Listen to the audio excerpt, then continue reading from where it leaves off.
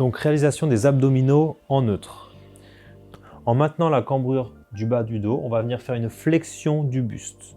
Donc on va venir souffler en montant, inspirer en gonflant que la poitrine et souffler en redescendant le buste. À aucun moment on ne doit venir plaquer le bas de son dos, donc on ne va pas monter trop haut. Les pieds restent au sol, largeur du bassin, et le regard suit le mouvement, on regarde toujours où on va. S'il y a des douleurs cervicales, on peut placer une main derrière la tête sans venir tirer sur la tête. On inspire de nouveau, on souffle, on décolle, et on vient chercher loin avec les mains vers les chevilles. Inspiration haute, et on souffle en redescendant. Donc réalisation de l'abaissement des deux jambes. On va se placer avant de faire l'exercice en empreinte. Inspiration par le nez, expiration par la bouche. On vient rentrer le nombril pour approcher le nombril de la colonne lombaire et la colonne lombaire du sol. On ne déprime pas le sol, on vient juste se mettre en empreinte. Ensuite, on inspire, on lève une jambe. On expire, on lève la deuxième jambe. On vient coller genoux, cuisses et pieds. Et on tend les jambes vers le plafond, plus ou moins tendu en fonction de sa possibilité et son extensibilité. On va réaliser l'exercice en deux temps. Je souffle en descendant et j'inspire en remontant. La descente, l'amplitude de descente va dépendre de la capacité à garder l'empreinte maintenue au sol. Ça ne sert à rien de descendre trop bas si le bas du dos bouge. Sinon, on va solliciter le psoas et le travail sera néfaste pour le dos. On peut aussi réaliser cet exercice en 4 temps. On va souffler en descendant, inspirer en restant en bas, souffler en remontant et inspirer en haut. Une fois que les 10 répétitions sont finies, on se replace en chaise renversée, donc on fléchit les jambes. Je souffle, je pose une jambe au sol. J'inspire, je pose la deuxième et à partir de là, je peux relâcher mon empreinte au sol. Fixateur d'omoplate assis. Assis, bassin vertical et en autograndissement. Amenez les coudes vers l'arrière en serrant les omoplates et en inspirant. Le buste ne doit pas bouger. Expirez en laissant revenir les mains lentement vers l'avant. Inspiration en amenant les coudes en arrière qui doivent être le long du corps. Expiration lente pour ramener les coudes vers l'avant. Gardez le plus possible les omoplates serrées. Si la position est difficile, genou tendu, on peut le réaliser aussi, genou légèrement fléchi. Nage sur Swiss Ball. Allongé sur le ballon avec les mains et les pieds au sol. Levez la jambe et son bras opposé en soufflant. Inspirez dans cette position sans pousser avec le ventre dans le ballon. Soufflez en redescendant. On ne doit pas aller plus haut que la fesse. Le bras reste dans le prolongement de l'épaule. Réalisez 10 répétitions de cette diagonale avant de changer de diagonale. Élévation. Se placer de profil et tenir l'élastique coude fléchi au niveau du nombril. Les genoux sont légèrement fléchis pour maintenir un bon ancrage au sol. Montez les bras et les mains au-dessus de la tête sans modifier la position du buste. Inspiration à la montée, expiration lente à la descente. Le but ici est de lutter contre l'inclinaison du rachis induite par la tension de l'élastique. Réalisation de 10 allers-retours. Ensuite, retournez-vous et réalisez 10 allers-retours de l'autre côté. Étirement des fessiers. Pliez une jambe sur la cuisse de l'autre côté. Amenez le pied au sol vers soi à l'aide des mains.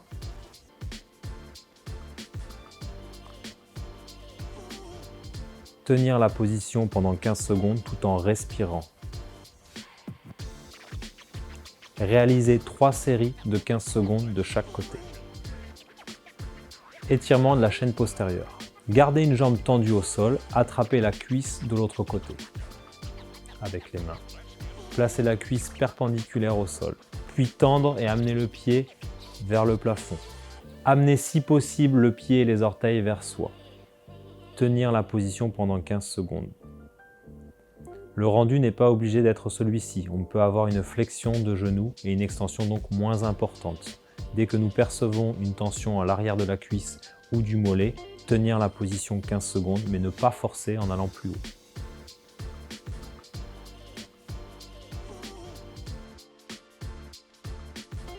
Étirement du piriforme.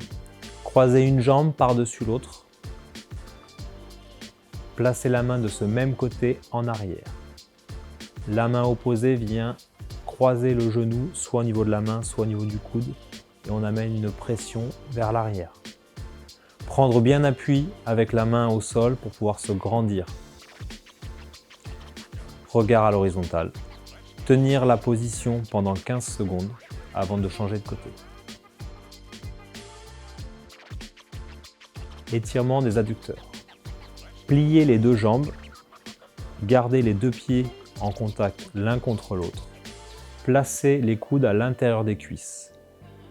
Exercez une pression légère et progressive sur les genoux pour étirer les adducteurs.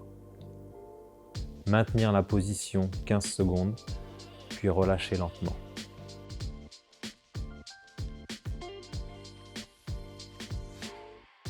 Étirement du psoas. Départ à genoux dressés.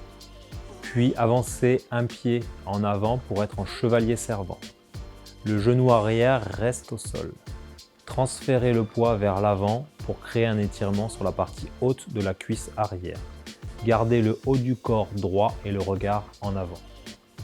Maintenir 15 secondes, puis relâcher lentement.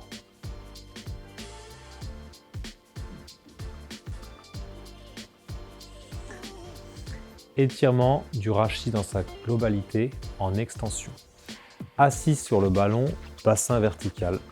Se laisser glisser vers l'avant lentement. On peut placer les mains aussi derrière la tête. Et ensuite, on recule un petit peu. Le dos, les lombaires et le dorsal doivent épouser la forme du ballon. Si c'est possible, on peut aussi tendre les jambes pour étirer davantage le psoas et donc la partie antérieure des abdominaux. Maintien de la position entre 15 et 30 secondes suivant la possibilité de chaque personne. Le retour se fait lentement et contrôlé.